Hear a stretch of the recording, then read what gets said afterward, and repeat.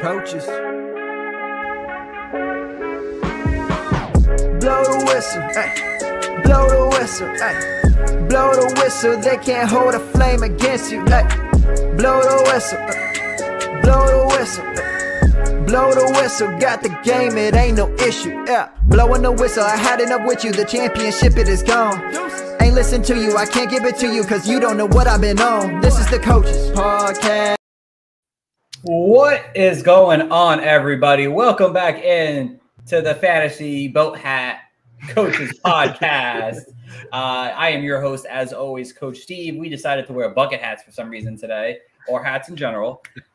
So we're doing that today. I'm in Atlanta right now at Falcon Stadium here, fakely. But I am there today, and I'm here, guys, to talk fantasy football with you guys. We have a great crew today's show, talking about fantasy value rounds.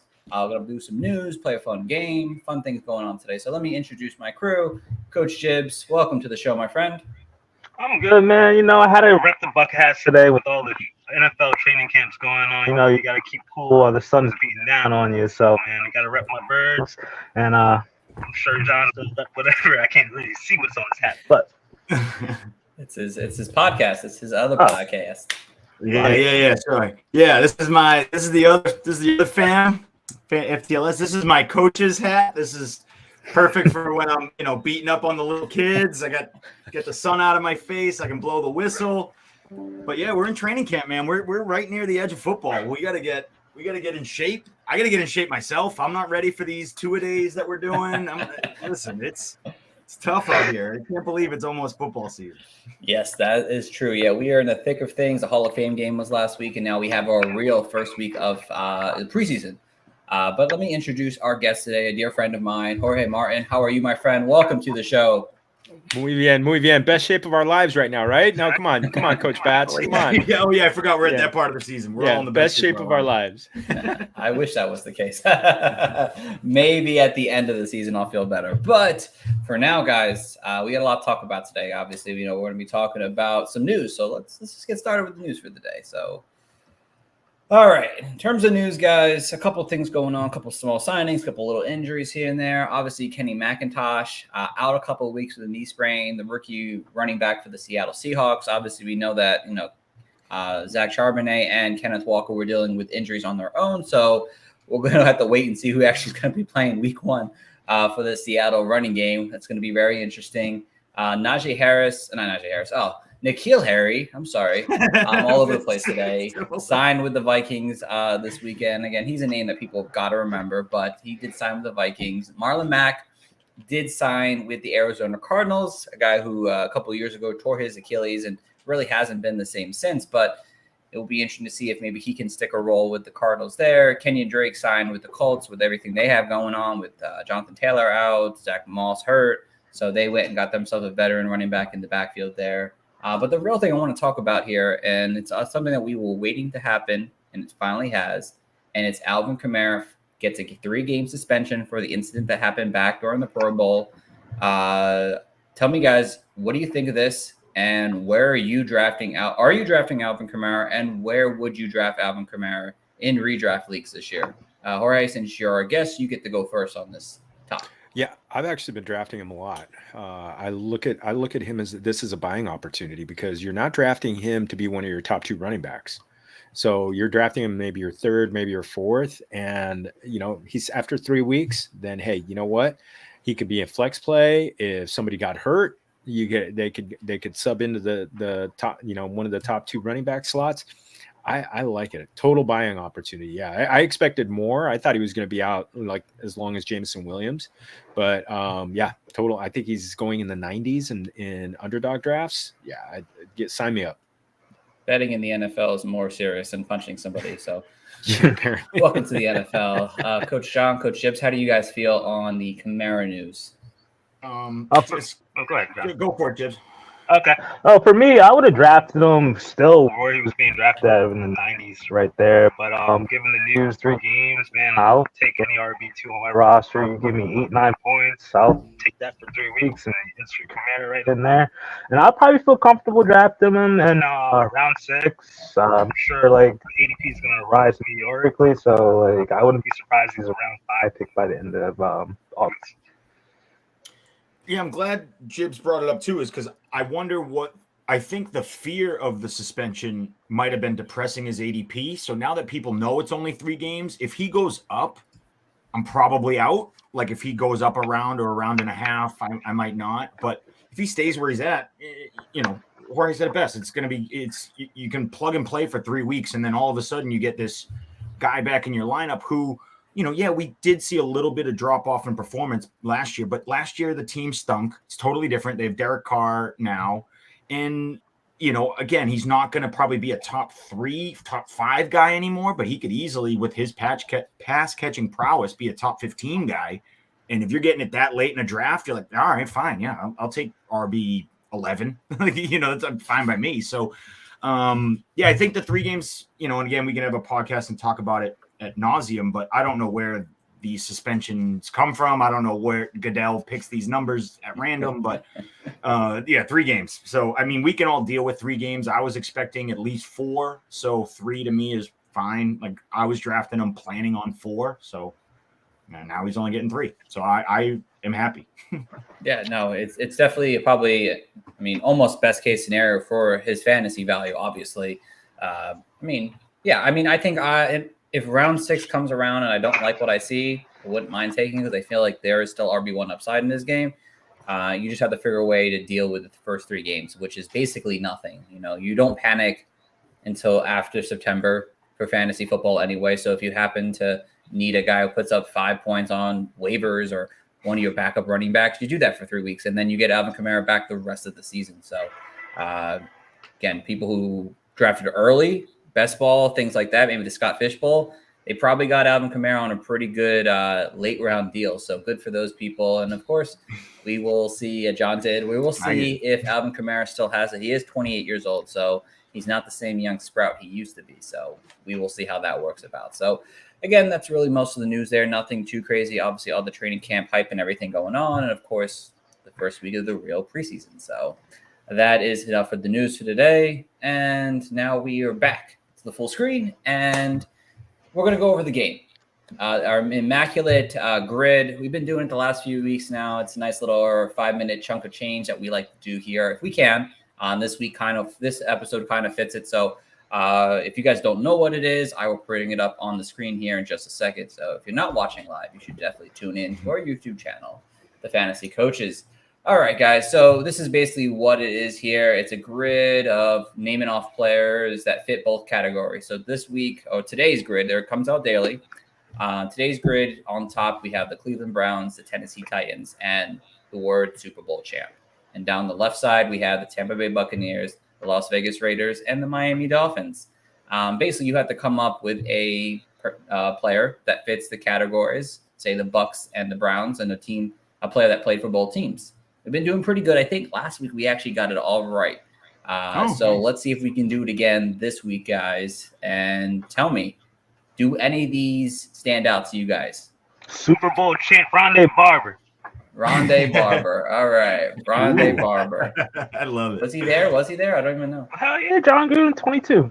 Or 2000. That's pretty good. Okay. I think I got Browns, Buccaneers, Vinny Testaverde. Ooh. Yeah. I like that one. Oh, yeah. Wow. Okay. Duke I would Johnson, not have Browns, and Dolphins. Who? Duke Johnson. Duke Johnson. Okay. You guys are getting me like the bottom tier one. Like, this is good. You guys are throwing old stinks back there. I forgot about I would have said Jarvis Landry. Raiders champ. Jarvis Landry. I got one for Raiders, Browns. Raiders, Browns. What do we got? Lyle Alzado. How do you spell that? ALZADO. Okay. That's old school. That's real old school. Oh, wow. Yeah, that's real old school. All right. We'll do pretty good. I like this so far. All right. Raiders Super Bowl champ Kenny Stabler. Kenny Stabler. Ooh, good all one. right. I think it's just Ken Stabler. Yeah, whatever. There we go. There we go. The Okay. snake. That's the biggest one at 24%. Super Bowl champ Dolphins, Larry Zonka. Larry Zonka. Yeah, Ooh, that's a yes. good one too. Larry. Thank you, NFL Street. There he is. There he is. 43%. That's just you don't know a lot of Dolphin players. I don't know much about the Tennessee Titans. All right. Titans. Buccaneers, Titans. I know Bucks, one. Titans. Ooh, I Okay, mean, you're not going to count Vrabel because he's Titans, coaching. Dolphins, Ryan Tannehill. Ryan Tannehill, yeah. Oh yeah, that's a great one. Oh, that's right. Good one. And I have one myself, Marcus Mariota. Yes. Oh, that's right. Good call. All right, we're gonna. Now it's just Bucks and Titans. This is our Bucks last and one. Titans. Who We're played doing this both Bucks quick. and I thought we were going to take a lot of time, and I'm glad we're not. Bucks and Ooh. Titans. Oh, Like man. mediocre teams for like. I feel like there's a wide receiver that I'm just like on the tip of my tongue. I can't think. Right.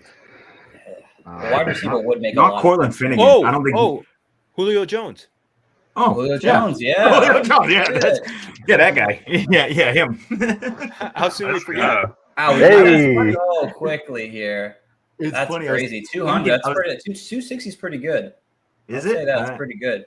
Yeah, Yeah, this nice. is how many actual other options there were for this. So we did pretty good on this one. I like it, guys. All right. So that's our roster. That's our immaculate grid for the day, guys. So tune in every time we do it. It's a lot of fun to do. So, right. So we're back at our main screen here now. We've gotten through the news. We've gotten through our game, and we are killing it today, guys. So let's get into our topic today. Today's topic is fantasy values in rounds, and basically what we're doing is taking two different rounds of the same position and seeing which one our team will prefer, whether it's you want to take the elite option or you'd rather wait the few rounds or vice versa on the player. So we're going to start obviously with the quarterback position here. So obviously quarterbacks, everyone wants to take the high-end quarterbacks nowadays. And in terms of ADP, in terms of value, you're going in round 2, we have Josh Allen, Patrick Mahomes, and Jalen Hurts. These guys are going in that round 2 range. They could dip into round 3 more than likely. But those guys are ADP-wise are going in round 2. But then you have in round 4, you have Lamar Jackson, Justin Fields, and Justin Herbert. So if you guys wanted one of these quarterbacks, which option would you go with? Would you guys take the guys in round 2? And we'll say that maybe they fall to early round 3. Or would you guys rather take the guys in round 4, maybe slip to round 5?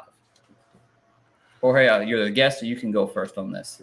Wow, more than likely, I'm going to go with one of the round 2 guys and just load it. Either Ooh, go in with a hero RB or a zero RB approach. I just love. There's so much certainty with those guys. Though I will say, if I'm going to wait, if I'm going to wait and I'm feeling frisky, those 3 guys are in round 4 are. Oof, man, Justin Herbert especially could be like Patrick Mahomes, could be up there with Patrick Mahomes for yardage and touchdowns this year. Yeah, I feel like the round 4 guys, they have issues. Like they all, maybe not Herbert as much, but like Fields and Jackson, there are some concerns with them, obviously, overall. While, Allen, Mahomes, and Hurts, what they're giving you. John, how do you feel? Which direction are you going to lean here?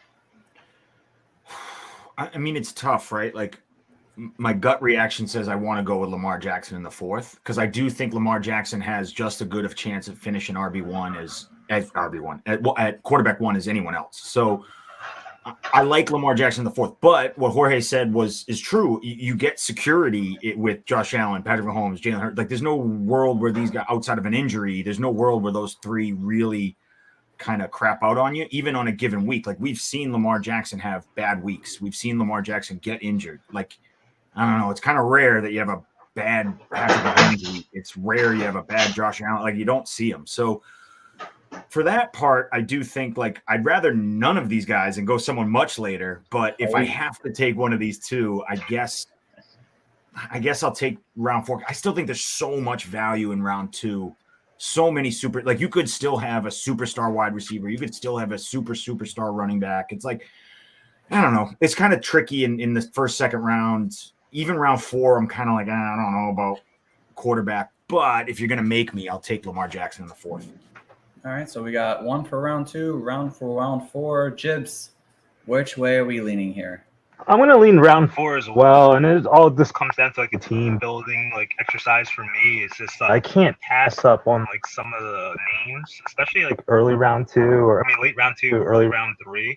As for like say like you get to like late round 3, round 4, you're looking at those running backs with question marks, Skinwalker, Jameer Gibbs. It's like all situations. Like they all have upside, but like I know I could get one of these round 4 quarterbacks tomorrow, Justin Fields, Justin Herbert, and kind of just scurry along to the next tier of running backs and wide receivers. And the same thing with the wide receivers. You got like Amari Cooper, DK Metcalf in that range. Like they're okay values, but if you get yourself a top end, high end quarterback, like I'd rather just do that.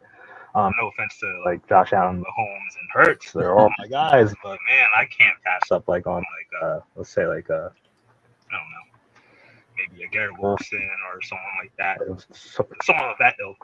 Late in mid round. CD Lamb, you know what I'm saying? Yeah, those guys are tough to pass. They are tough to pass, but honestly, I think I might lean with Jorge on this one. Honestly, I mean, the more and more I look at it, these 3 guys that you could get in round 2, and I know there's other talent.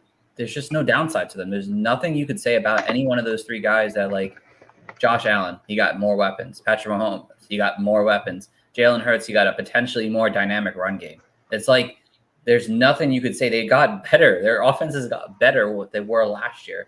Yeah, Lamar Jackson's did too. So did Fields and so did Herbert in their own way. But they all have something in them that's like, oh, man, like there's something that's holding them back. We don't know if Fields is going to take the next step. We don't know if Lamar is going to be capable of being a passing quarterback and not rushing the ball as much.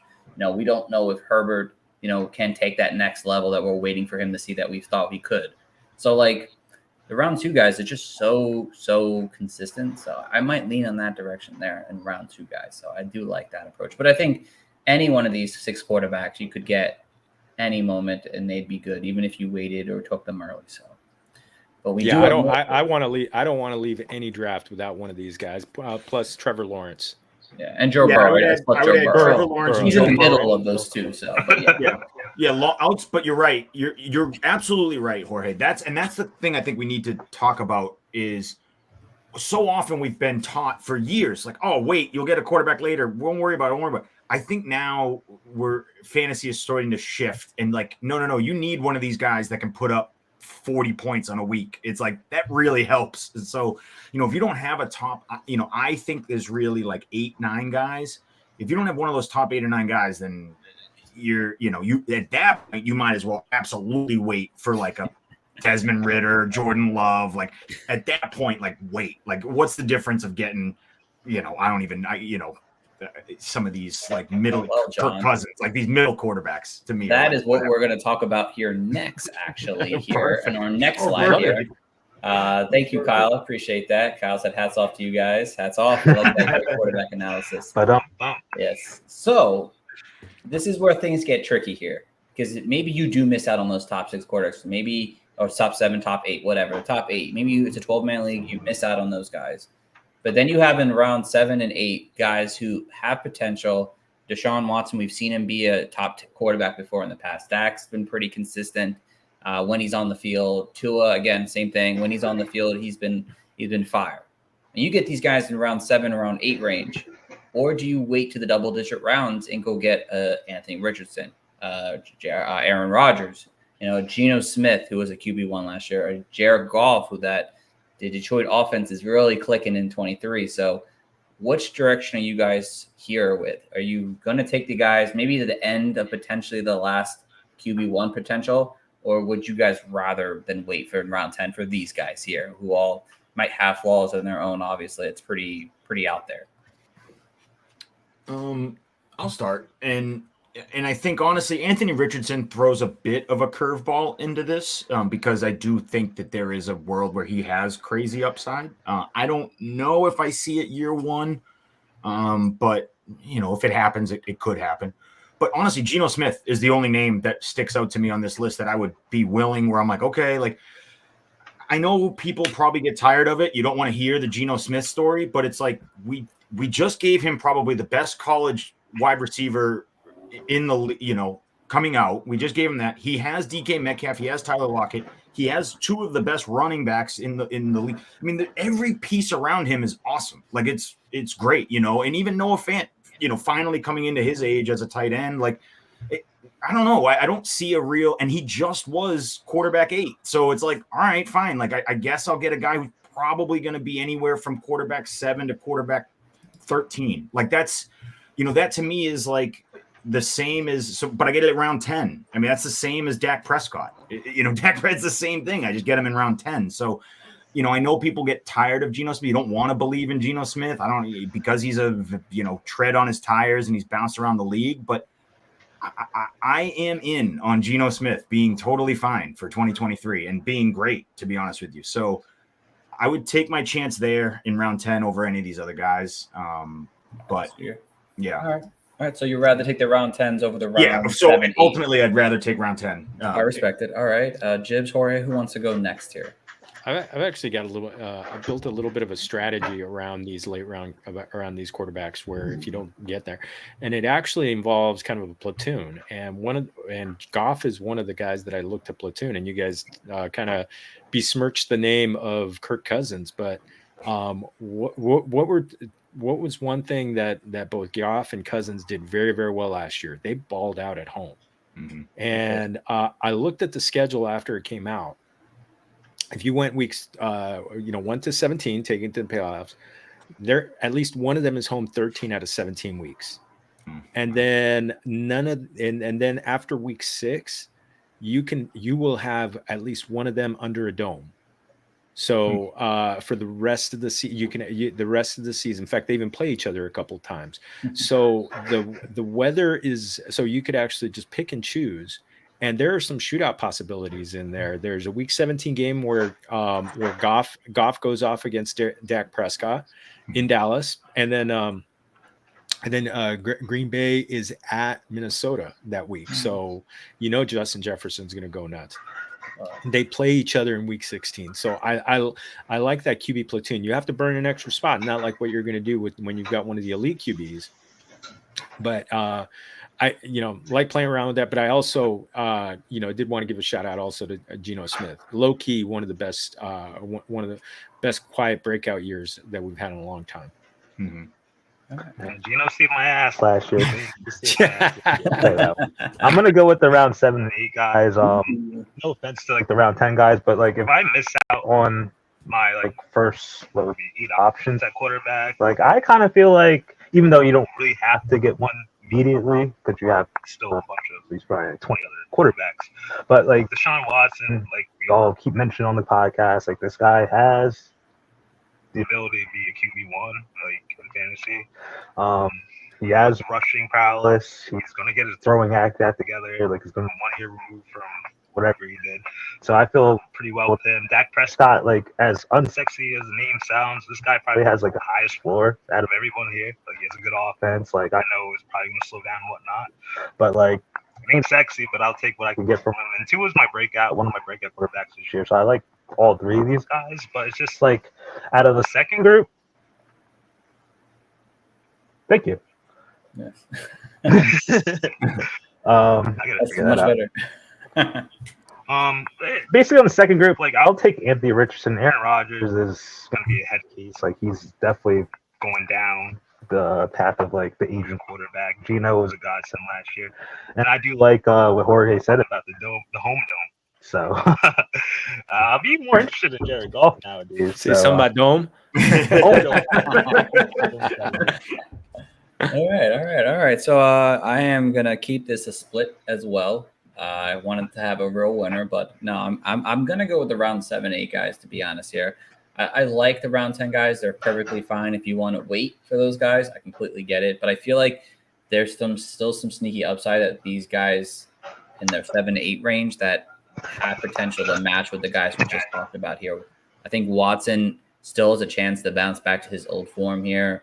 Man, year and a half off from the year before. It takes time to kind of make yourself back into football conditioning shape. It does take time to get a hang of the game once again. I think he will get there. Dak's just been consistent, and he's probably had his best receiving core around him in terms of depth his entire career now. Tua Tagovailoa, obviously, y'all know I love him. Obviously, I'm really hoping for big things from him this coming season here. I feel like there's upside for a lot of these guys to be top 3 consistent. A lot of these guys, I feel like have better chance of top 3 than the guys in round 10, unless something really hits on them. I feel like just pure talent alone on the other guys, I feel like they have a better shot of doing it, and that's why I'm leaning more towards them in this scenario. So, All right. So quarterbacks are done. Quarterbacks aren't as fun, because it's like almost everyone is the same. It's hard to come up with good quarterbacks. But the running backs are where things get interesting here, because I feel like you could go different directions with running backs. And this one's between round 2 and round 3. In round 2, you have Josh Jacobs, Derrick Henry, Tony Pollard, Breece Hall. You also have a ton of wide receivers in that range as well that everyone seems to like Waddle, Amon St. Brown, CeeDee Lamb, other guys like that. And then back to the running backs, obviously, round 3 running backs, you have Ramondre Stevenson, Najee Harris, Travis Etienne, Kenneth Walker. Again, all guys who, are nice. Some of them are better than others, obviously. But the wide receivers seem to kind of fall off in round 3 a little bit in terms of the quality you really want, because no one wants to take the Godwins, the Amari Coopers, the Keenan Allens in the round 3 range. So which direction do you lean? Jibs, I'll let you go first because we seem to be going in an order here. So would you rather have the round 2 running backs of what they're at for you, or would you rather wait and take the round 3 running back? Does it sound better? I'm thinking round 2. Even with the uncertainty of like the Josh Jacobs contract situation, Derrick Henry's age, Tony Pollard's looking more and more enticing as the month goes by, and Breece Hall's injury. Like, these guys are like studs. They've been studs in the past. Tony Pollard last year, Breece Hall for 6 games. So I'll take my chances over the round. I'll take my chances with them over the round 3 guys, because like Ramondre, you still have like, I don't know what the hell, Zeke seems like he's just chilling in New England for the rest of August. So I would think there's a signing coming over there soon. Najee still has like I guess the Jalen Warren experience over there. Travis Etienne has to take Dell or Bigsby. And then Kenneth Walker has Zach Charbonnet. So like the round 3 guys, as enticing as they are and the productivity that they can give you, like they still have backfield battles that will kind of be a slight hindrance in your fantasy side. So I'm going round 2 guys. Hopefully Josh Jacobs signs his contract. You're still coming a little in and out there, Jibs. Belupo, John, Jorge, how do you guys feel? Which direction are you guys leaning? So I've been more and more, as I find myself in drafts this year, I've been more and more going for wide receiver and tight end in the first 2 rounds and loading up on either Kelsey, Andrews, and then grabbing a top 5, top 8 wide receiver, hopefully, and then building my roster out that way. So I would lean to the round 3 guys. I coming out of the first 2, because in the first 2 rounds, they're all great. They're all going to be awesome. So give me the guys who have like the lowest risk. And to me, your Tyreek Hills, your Justin Jefferson, your Jamar Chases, like these guys, Cooper Kupp, like these guys in the first round, there's not a real Travis Kelsey, if you want to throw it, there's not a real world outside of injury that like these people aren't going to be superstars. But, there's a world where Jonathan Taylor doesn't click and things don't go well. There's a world where like, these first round, second round running backs, it could happen. We see it happen all the time. And then, you can find value later with running backs, whereas, Jibs talked about, it dries up at wide receiver pretty quick. Now, all of a sudden you're fighting for like Alex Pierce and you're like, I don't really care about this. Whereas, it's like, it's just different where now all of a sudden, if I know I can launch out, for example, a great example, if you start your draft with, Cooper Kupp and then you come back with Amon-Ra St. Brown, right? That you have Cooper Kupp and Amon-Ra St. Brown. It might not be this huge, sexy, like I got these running backs. I got that. It's like, no, but these guys are going to both be top 10 wide receivers, no doubt in my mind. So it's like, all right, fine. And then I'll take my chance with Najee Harris or Ramondre and, hopefully no one signs with Ramondre. Hopefully Najee, the Jalen Warren stuff isn't as big as it's going to be. Who knows? But at some point you have to start taking risks. And it's like, I'll take the risks later with my running backs. I don't want to take the risks in the, later with wide receivers and get the sure thing in the first round. It's like, I don't know. No one other than Christian McCaffrey to me is a sure thing in the running back room at all anymore. So outside of CMC, you could make an argument for anyone else that it could be tough sledding. And so I'd rather just go wide receiver. All right. Jorge, how do you feel about this grouping here? Which way are you leaning? I'm leaning round 3. I mean, I was just on a show earlier today, and I declared Najee Harris as my guy for this year when it comes to running backs, and I love getting him. He's the player I've drafted the most this season on underdog drafts, because I've been hammering receiver a lot, or even like receiver and high end quarterback. Elite quarterback in the first 2 rounds, and I've been snatching up Najee Harris. The volume is going to be there. Mike Tomlin just loves to feed Najee Harris. So, whoever is his number 1 running back, Le'Veon Bell. I mean, you go back to Rashad Mendenhall, and those guys are just getting fed when it comes to Mike Tomlin. And I know the Jaylen Warren hype is out there. I'm not giving it a lot of oxygen. I think he will have a role, but I think it's going to be a minimal role. And I think Najee Harris is going to get about 300 touches this year, including targets. I like that. Yeah, I mean, I'm going to stick to round 3 too, so we have a clear winner on this one. I like the round 2 running backs. Don't get me wrong, but I consistently find myself mocking and then not liking my team the rest of the way. Because I do like to load up on wide receivers. I like to wait on running backs. So, again, the guys in round 2, they're almost all sure things, kind of, besides Josh Jacobs and Breece Hall, obviously. But, in round 3, I'd rather take that shot with Najee. I'd rather take the shot with Stevenson. I'm a big Tank Bigsby guy, but I would rather take the shot with Travis Etienne and see if he can continue to blossom as a running back, and then have the players I really want in the first 2 rounds of these drafts here. And that's with the running back this year. It's like, if you don't take a running back early, you're missing out on something you might really like. But the running backs later on in this draft, we're going to talk about them in a second, they're more interesting this year, and I feel like compared to a lot of other years this year. So Kyle said, seeing this makes me want to take RB in round 2 and 3.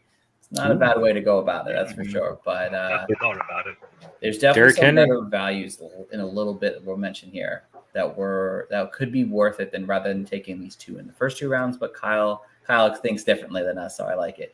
All right. Over to the next setting of running backs here. We are in the round 5 range, and that's the unsigned Dalvin Cook, the Cam Akers, who looks like he could be in for a big season, the Alexander Madison, who is now the full-time starter in Minnesota, James Conner, just a true workhorse back in Arizona here.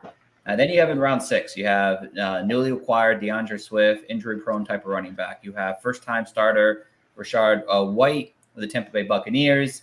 Isaiah Pacheco is still coming back off his shoulder injury here, who looks like he might have competition now this year for that running back spot. And then you have Dave Montgomery, who is splitting time with Jahmyr Gibbs in Detroit, who, again, we know that the split role is still pretty good last year. So, Jorge, you're back up the top here. Which round would you prefer? The round 5 guys to take a guy in round 5, or the round guys in round 6?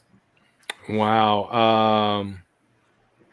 There are guys I'm targeting in each round. I'm probably going to wait on and grab Rashad White in the 6th round, just because I think the receiving upside with him. This is a guy who saw 57 targets, caught 50 of them last year, and Leonard Fournette is leaving, and with his 83 targets that he got last year. I know it's a different offensive coordinator, definitely, a big difference for going from Tom Brady to Baker Mayfield, but he doesn't have a lot of competition for touches. So I think he's potentially a breakout candidate there. Though I do, this cap, I'm actually beholden. I have to point out Cam Akers could eat this year. Okay. Someone agreed with me. Yeah, so I will take round 5. To be honest, this is kind of why this is a good representation of why I don't use a 1st or 2nd round pick on a running back, is because you can take a guy in the 3rd round or the 4th round and then come back and get Cam Akers in the 5th, and Cam Akers as your RB2, I think is totally fine. I think you're going to be super happy with that. So, I'd rather take, out of this list of people you're giving me, I'd rather Cam Akers or James Conner. So I guess I'm leaning into the round 5. But I do, I like Rashad White. I like David Montgomery as well, but I'm not quite sold on Swift or Pacheco. So yeah, I guess I'll go round 5. and I'm agreeing with Jorge here. I think Cam Akers. I think there is a world where Cam Akers is an absolute steal this year, and everyone's just going to be kicking themselves and being like, why did we let Cam Akers fall that fall? Maybe I could be a hook, line, and Josh sinker. Jacobs maybe of this year. We'll see. I could absolutely be a hook, line, and sinker, but it very well he could just come out and get 20 touches a game and be awesome, and we're going to be like, oh, God damn it. Right. Coach Shibbs, which way are you leaning here? I'm going to go with round 5. Okay. Everyone on that list besides no Team Dalvin have. What is Dalvin still doing? Just chilling. Still average. They Still should have round 5. They should have good As of players. last week, at least. I'm not saying it's us. I'm saying it's like the world is like, what are we still doing? That's What- ADP. That's not us. We're not taking Dalvin in round 5. That's for sure. No one should. So basically, at this point in the draft, like you're looking at Cam Akers, Alexander Madison, James Conner. Like these are, I want to say, like probably 3 of the last like 6 running backs who probably have like a lot of volume tied to their name without like that big of a headache in their backfield. Don't get me wrong, like I love Rashad White and David Montgomery. Pacheco has been scaring me as the draft seasons come on, and everyone knows my feelings on Swift. But I just feel like those guys you're gonna have to some empty weeks on your agenda. Like DeAndre Swift, you still have to figure out how the catches are going to be divvied up. Hopefully, he gets a lot more carries than he's used to have been with the Lions. Rashad White has everything ahead of him, but like I don't know where the touchdowns are coming from. That's what we want for running backs, right? And then Isaiah Pacheco, great offense, but hey, you know, like those little touch passes go any way possible for Kansas City. But he should be good. But he also has CEH coming back into existence. I don't know why. McKinnon, like 32 years old, but he's will zap some of that PPR value away from him. And Monty is obviously behind the 3rd round rookie running back, but he should get all the carries in the world. He should get enough carries for him to be a viable option. So, long story short, round 5 for me. You just want to get one of those last volume tuggers. Hopefully you get Cam Akers. Hopefully you get James Conner. I'm glad I'm not drafting him, John. Yeah, no. I'm gonna lean with round 5 here too. So Jorge, my friend, I'm sorry you lost this round. Again, there's no winners and losers, but obviously, you know, for me, when it comes to looking at what I'm seeing here, workhorse backs, it's Akers, Madison, and Conner. All have workhorse potential in their offenses here. At least 2 of them have potential for a big breakout season, you know, with Akers and Madison. Swift, it makes me tremendously concerned. Dave Montgomery concerns. I don't think he's going to have 17 touchdowns like Jamal Williams had last year. Isaiah Pacheco, I was liking until noticing more and more how it seems like there's going to be other options at running back. I mean, there's rumors that the Chiefs are interested in Josh Jacobs now, I heard recently. So I feel like, yes, he's solid, but I don't concern. Rashad White's nice, but I don't think he has the same upsides in terms of true workhorse back like Cam Akers and Madison are going to offer in round 5. And again, if you take that 0 RB approach, like a super 0 RB approach round 5 for one of these guys, you know, you're sitting pretty, I think, in terms of the potential upside they offer for you. So I'm going to stick to round 5 as well. So. Yeah, all right. One thing to keep in mind on Pacheco, he's coming off of shoulder surgery, so and he's a physical runner. Yeah, that could limit him. Yeah, there is a reason why it is really hard for late round running backs and undrafted running backs to get a team to commit to them. I don't know when fantasy people will finally catch on, but it's like, yeah, Isaiah, like I get it. Kansas City's not tied to this guy at all. Like they don't care. So. You know, I get that he had a great season. We love him. He looked productive in that offense. That's fine. Kansas City is just as happy moving on with anyone else. So we have to be willing to and ready to do that as well. Agreed. All right. Over to the wide receivers here. And we were mentioning round 2 and round 3 wide receivers before. We did mention these before.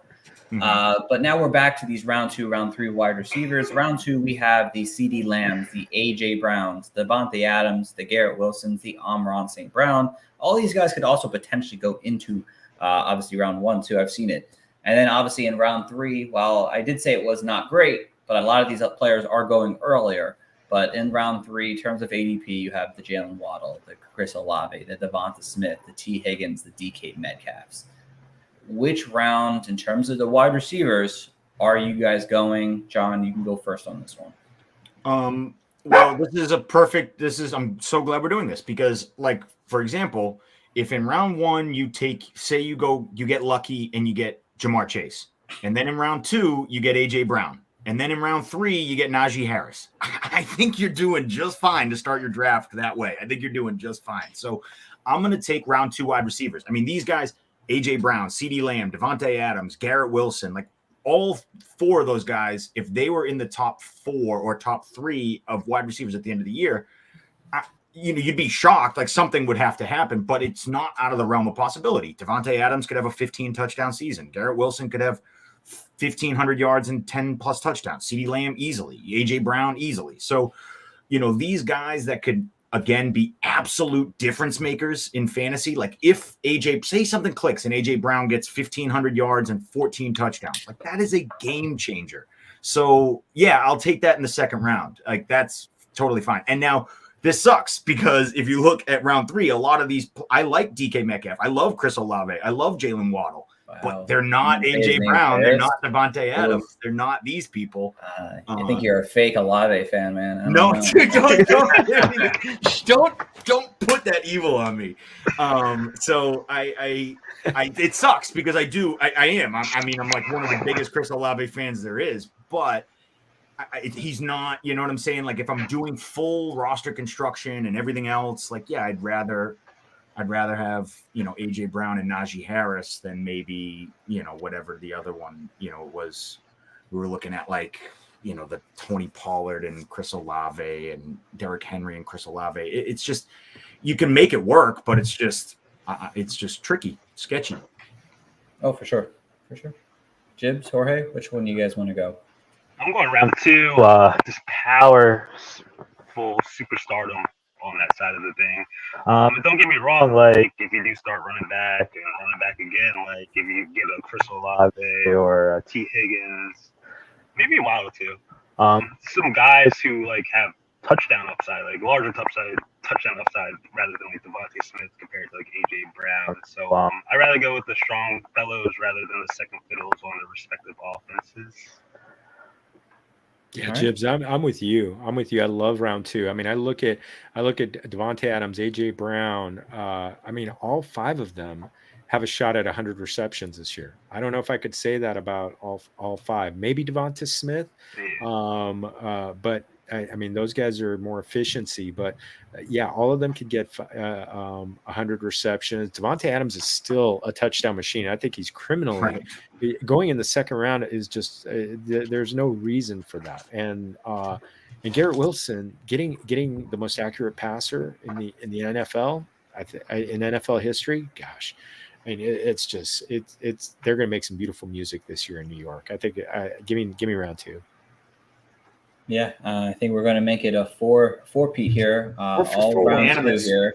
Yeah, I mean, I love the round 3 players. Don't get me wrong. And if you want to go that direction, I think all of them still have big upside. But they're all behind somebody else besides Olave and Metcalf. But again, Metcalf's got a lot of mouths over there that he's got to worry about in Seattle. Olave solid, but what you're getting with those round 2 guys are all guys who are probably going to see 150 targets plus this year. I don't know how many of those in round 3 I can say are going to do that. But I know in round 2, you're getting Lamb, you're getting Brown, you're getting Adams, Wilson, and seeing Brown all over 150 targets. And targets equal opportunity a lot of times, and it usually pans out well for fantasy football. So I'm going to take the round 2 guys as well. All right, over to the second part of my wide receivers here. The round 5 and 6 wide receivers here. Similar to the round 5 RBs and running backs, but the round 5 wide receivers are that Calvin Ridley, the DeAndre Hopkins, the Terry McLaurin, the DJ Moore, and the Drake Londons. While round 6 offers Jerry Jeudy, Christian Watson, Chris Godwin, Tyler Lockett, Mike Williams, and Brandon Ayuk. Jibs, which direction are you going here?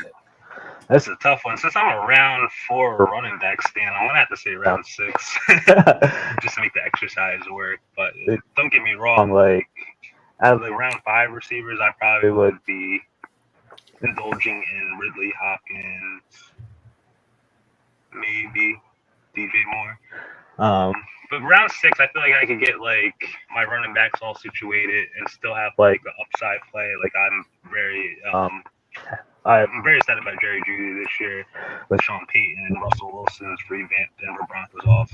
Christian Watson has enough upside. If Jordan Love is a decent quarterback to definitely beat wide receiver 24. And then the rest of the names, Godwin, Lockett, Mike Williams, they don't really excite me as much. But Brandon Ayuk's definitely another wide receiver who definitely can beat wide receiver 29 if everything goes right for San Francisco 49ers offense. So I'll take the value plays rather than the starting. Jorge, how do you feel about this group? Round 5. I think each one of them is going to be the wide receiver 1 for their team. I don't think I could say that about each one of the round 6 guys. In fact, all of them could be the 1 or the 2 on their team. But yeah, I look at I'm really high on Terry McLaurin this year. I think I'm sky high on DJ Moore. I think he's gonna come close to doing for Justin Fields what Josh Allen did. I mean, what Stephon Diggs did for Josh Allen and what AJ Brown did for Jalen Hurts last year. I think they're going to take another level. And then Drake London. I'm very. The great thing about the Falcons, they don't have. They may not pass a lot, but this is it's very clear. The passes are going to London, they're going to Pitts, and some to Bijan Robinson. I love that. I love a narrow offense. Mm-hmm. Mm-hmm. And John, how do you feel? So it's funny. I'm glad that we're doing this. This whole exercise has been great because if you watch from start to finish and you go through, you can kind of build a team out through your head. In my mind, this is why you would want some of these round 4, 5, 6 running backs and not use your running backs on the earlier picks because, these wide receivers, it starts to, get a lot of question marks. I'd rather just any of them. I'd rather just pick my superstars early in the draft and not have to rely on any of these guys. But in this exercise, if I had to, I'll take round 6. I mean, they're all to me, I know we're all off on the Tampa Bay offense, but Chris Godwin just had 104 receptions coming off an ACL injury, and he's now fully healthy.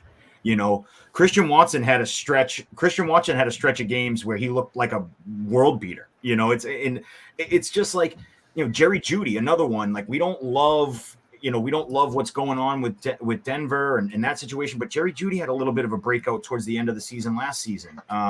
Lockett is always Lockett. Mike Williams is who he is. We understand that. And Brandon Ayuk, similar to Jerry Jeudy, started to break out towards the end of last season. So I understand that there's name value in round 5, but I think at the end of the season, if some of these guys in round 6 finish ahead of round 5, we wouldn't shock any of us. We'd be like, oh, okay, Chris Godwin finished ahead of DeAndre Hopkins, big whoop. So that's where I think I'll take round 6 because I think there's still value here. But overall, I don't really want any of these guys. So I'll take my wide receiver in round 1 and 2 and then let everyone else, while everyone's fighting over these guys, I'll take, Miles Sanders and Cam Akers and just be totally fine with my running backs there, You're on mute, Steve. Oh, yes, I like it. It sounds like we're following the same suits as what we were talking about with round 5, round 6, or round 4, round 5 RBs. Is that Jorge's taking the opposite of us. I'm going to take round 6 too. I get the round 5 love. It does make a lot of sense. But what other options you're getting there? Also, to me, I feel like the running backs, I'd rather have those and then wait for these because I feel like all these round 6 wide receivers have some upside on their own. Again, it might be not as consistent as maybe some of these round 5 guys, but Jerry Jeudy could lead his team in targets. Christian Watson could lead his team in targets. Chris Godwin could lead his team in targets. For God's sake, Tyler Lockett could lead his team in targets. So could Mike Williams, and so could Brandon Ayuk. So all these guys have potential to be the wide receiver 1 in their team, and you're getting them around later to allow yourself to build other things within the draft, especially in that round 5 range where there could be maybe a running back. Maybe you take your quarterback then. So that's kind of where I'm leaning. I think the round 5 guys are solid. They're good.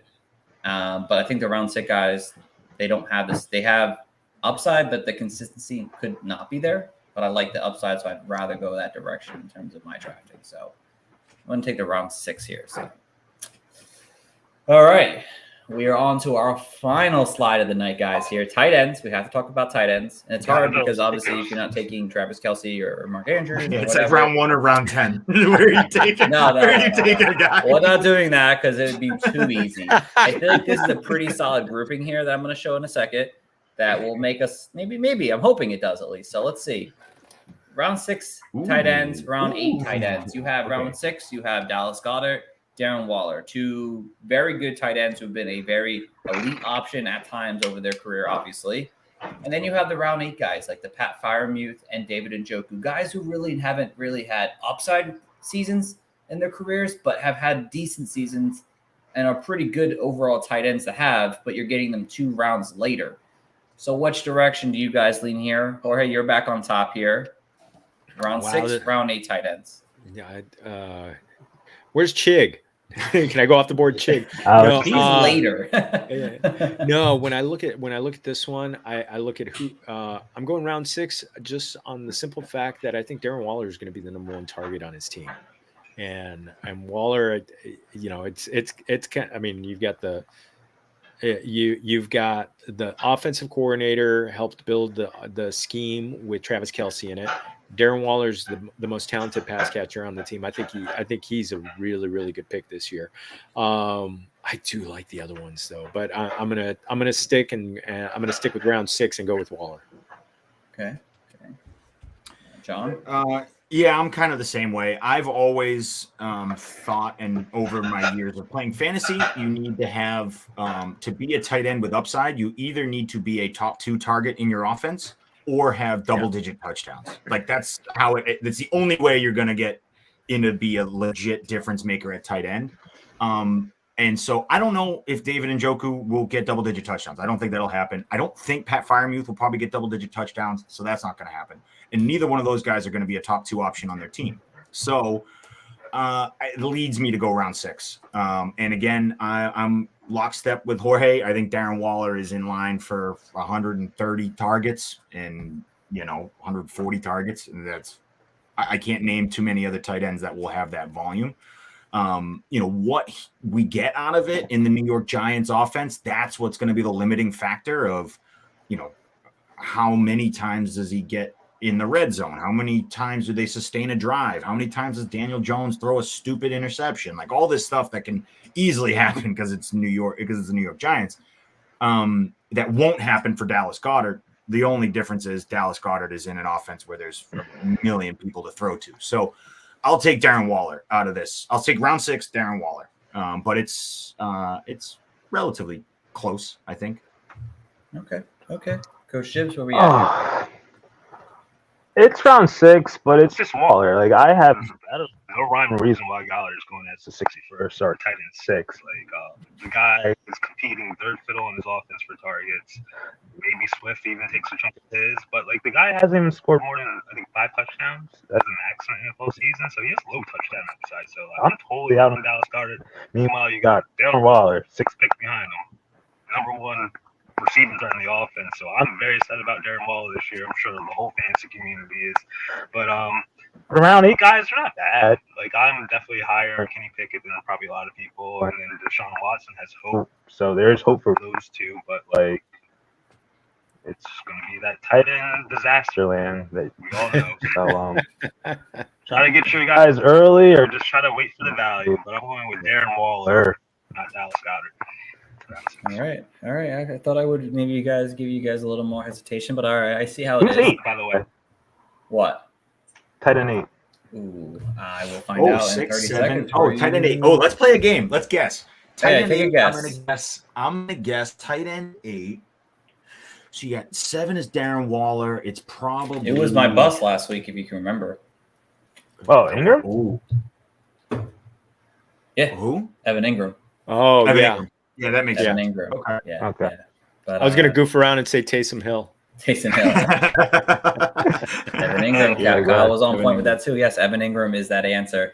But yeah, I'm going to go with you guys as well. I think this shows us that the wide receivers and running backs in that 6th round, even though that some of us might have agreed taking a running back or taking a wide receiver there based on some of the other slides, that the talent is really just like I'd rather take a shot at Waller at that point. Or, you know, I do like Dallas Goedert still, even though Jibbs hates him.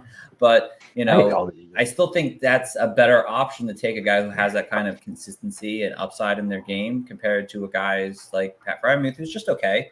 David Njoku, who's just okay. What you could get some upside wide receivers and running backs in that 8, 9, 10 round. I think there are better options in that 8, 9, 10 round in terms of running backs and wide receivers. And we're going to talk about that on our show in a few weeks, but that's kind of where I'm leaning here. So I'm going to take the round 6 guys as well. All right. That is going to wrap our show tonight up, guys. Yes, that's everything tonight, guys. I hope you guys enjoyed it. I hope those listening enjoyed it. Jorge, I told you we would get you out of here by 6:30. So, because I have another pod to jump on in 30 minutes. So, Jorge, of course, my friend, it was a pleasure always having you on. I wish we could do it more often. If there's anything you want to say, anything you guys are working on over there, I'll give you the floor, my friend. Oh, well, thank you to the coaches, all you guys. I would love hanging out with you guys. You can find me at Jorge Martin 17 on Twitter. I just started doing a weekly series on Yahoo Fantasy, where kind of really focusing on running backs. So that's been fantastic. So find my work there. Also Familia FFB on YouTube. So I'm almost done going 32 for 32, getting an insider for every NFL team. Just a little quick snippet, 20 to 30 minute episodes for the most part. Just talk about fantasy for each NFL team. Awesome. So please check out my friend. Of course, we'd appreciate that. So, Coach John, anything you want to mention? Nope. I think this was a great episode. Jorge, always a pleasure when I get to talk football with you. This is so fun. But this is a great episode for people. You're getting into draft season. You're getting ready. You're going to have to start making these decisions. You're going to have to start planning this out now. If I take someone in round 2, if I take a running back round 1, round 2, probably means I'm not going to take a running back 3, 4, 5, 6. And so you're giving up these names and be okay with giving up on those names and vice versa. So you got to make these decisions now. And I'm glad we walked through this for the listeners. I'm glad we did this exercise because it's important. Coach Jibbs. All right. Hey, you listen to the episode, you watch the episode. So just what John said, get those tiers ready. Get them ready, baby. and also while you're doing your positional tiers, kind of just do them by round too, just to know your targets in the round, just in case 2 people get sniped before you. So at least you're prepared, and you won't have your league mates yelling at you because the clock's running out on the draft board. That is true. And we're going to get into some of that over this month here. So again, guys, appreciate you all for tuning in, whether you're listening live on our YouTube channel at the Fantasy Coaches or you're listening afterwards on Spotify, Apple Podcasts. We do really appreciate it. As always, please go check out over on Twitter or X, whatever it's called now, our Twitter page or X page, at the Fantasy Coaches. Of course, we'll be posting things there constantly. Again, check back on our TikTok. I think it's the Fantasy Coaches. I haven't posted there in a week. That's my fault, but I will be posting a bunch more of these 2023 ADPs. So please go and check those out. And again, we'll have another episode here in a few minutes. So if you're listening live, we'll be back at 7. We'll grab a drink and just jump back in. If you're listening post today, the second episode will drop Thursday, Friday. So check out for that as well if you can't listen to it live. So we thank you all for listening. Tune back in next time and have a good one. Back to back is not far-fetched. We got a couple of Clark Kents. I've been feeling super duper. How the heck they know?